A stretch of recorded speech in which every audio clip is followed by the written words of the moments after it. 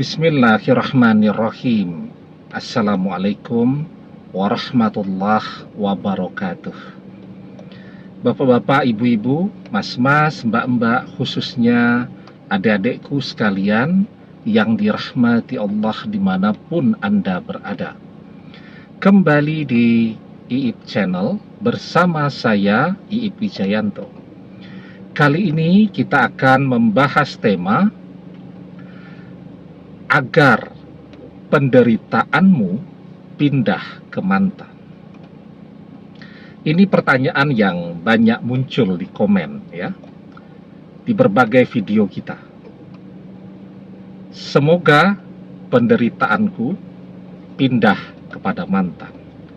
Semoga mantan merasakan penderitaan yang aku rasakan, dan seterusnya. Nah, ini kan pertanyaan menarik juga nih. Apakah bisa penderitaan yang kita rasakan pada saat ini pindah kepada mantan? Sementara mantan terlihat amat sangat bahagia bersama orang ketiga, bersama pasangan barunya.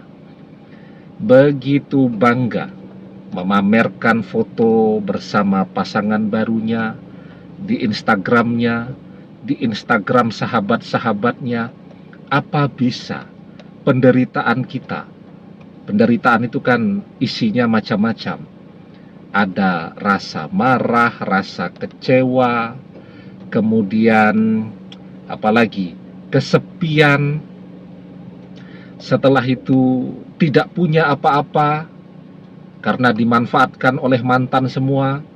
Tabungan habis, harus mulai segala sesuatu dari nol lagi, dan seterusnya. Ya, apakah bisa penderitaan ini yang isinya banyak sekali ini kemudian pindah kepada mantan? Mantan bersama orang ketiga, bersama pasangan barunya. Mantan punya segalanya. Ya, karena ketika bersama kita, apapun yang dia inginkan selalu kita turuti, kita belikan. Ya, sampai kita tidak punya apa-apa, dan mantan yang sekarang jadi kaya raya. Nah, jawabannya bisa. Ada dua hal yang akan menyebabkan penderitaan kita ini pindah kepada mantan, bahkan pindah secara otomatis ya. Apa itu dua hal tersebut? Sebelum kita bahas lagi lebih jauh, jangan lupa yang belum subscribe untuk memencet tombol subscribe dan menyalakan lonceng notifikasi agar Anda selalu mendapatkan pemberitahuan video-video terbaru dari channel kesayangan kita ini. Dengan subscribe, doa-doa kita selalu terhubung sehingga kita selalu bisa berdoa bersama-sama ya. Dan jangan lupa subscribe itu gratis ya. Nah, jadi penderitaan kita akan pindah ke mantan. Yang pertama, penderitaan itu akan pindah otomatis kepada mantan. Jadi kita tidak berdoa atau belum berdoa agar mantan menderita seperti yang kita rasakan, penderitaan yang kita rasakan itu akan pindah kepada mantan, dan kebahagiaan yang mantan rasakan itu akan kita rasakan. Kenapa demikian? Nah, kita bisa lihat tuh tanda-tandanya, ciri-cirinya. Mantan pada saat ini begitu bahagia melihat kita menderita. Ya, kalau mantan itu punya perasaan, dia akan menghargai kita. Dia tidak akan memamerkan foto-foto bahagianya bersama orang ketiga, bersama pasangan barunya. Coba tuh, dia sudah memanfaatkan kita. Kita sudah habis-habisan dan tidak punya apa-apa. Setelah itu, dia memamerkan kebahagiaannya, memamerkan pasangan barunya. Itu kan menunjukkan mantan itu tidak punya perasaan. Ya, dia pengen melihat kita lebih menderita lagi. dia memanfaatkan kita saja, kita sudah menderita. Ditambah lagi, dia kemudian memamerkan pula pasangan barunya. Itu kan membuat kita lebih menderita lagi. Tujuannya apa? Tujuannya agar kebahagiaannya benar-benar menjadi sempurna. Mantan senang melihat kita menderita. Kalau dia menghargai kita, dia tidak akan pernah memamerkan kebahagiaannya bersama pasangan barunya.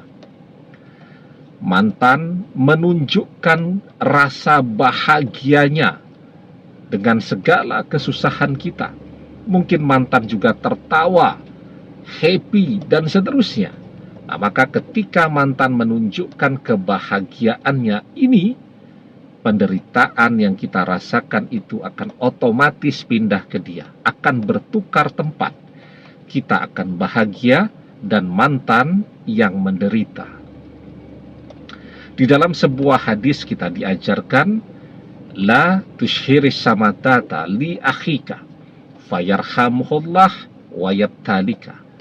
Janganlah kalian menampakkan kebahagiaan di atas kesusahan atau penderitaan saudaramu.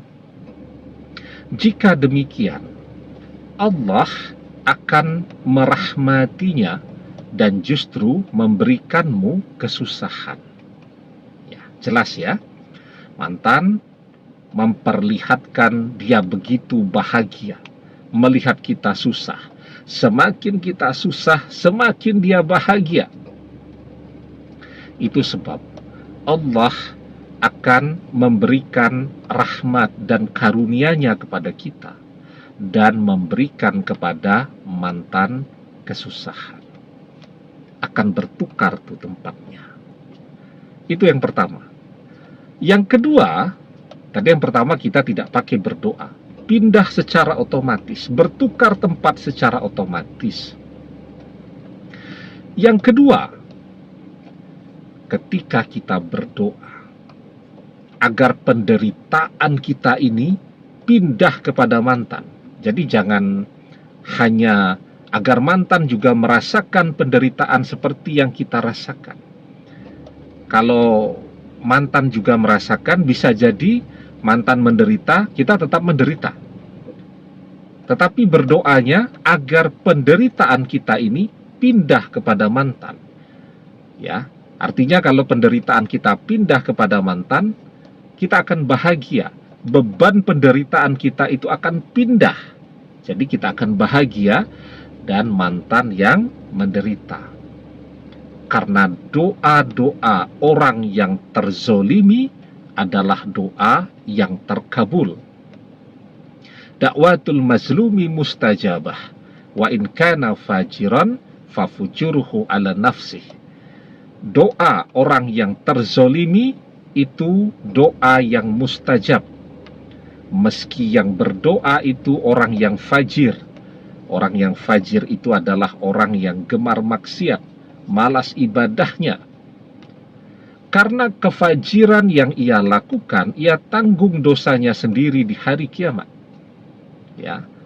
Jadi dia ini malas ibadahnya, dosanya banyak, tapi dia terzolimi. Maka doanya untuk orang yang menzoliminya, doa apa saja akan terkabul. Ya, apalagi kalau kita adalah orang yang ahli ibadah, tekun ibadahnya, maka lebih cepat lagi doa kita agar penderitaan kita pindah ke mantan terkabul. Mantan akan menderita dan kita meneruskan, melanjutkan hidup kita dengan bahagia. Demikian, semoga bermanfaat. Wallahu a'lam bissawab, billahi taufik wal hidayah. Assalamualaikum warahmatullahi wabarakatuh.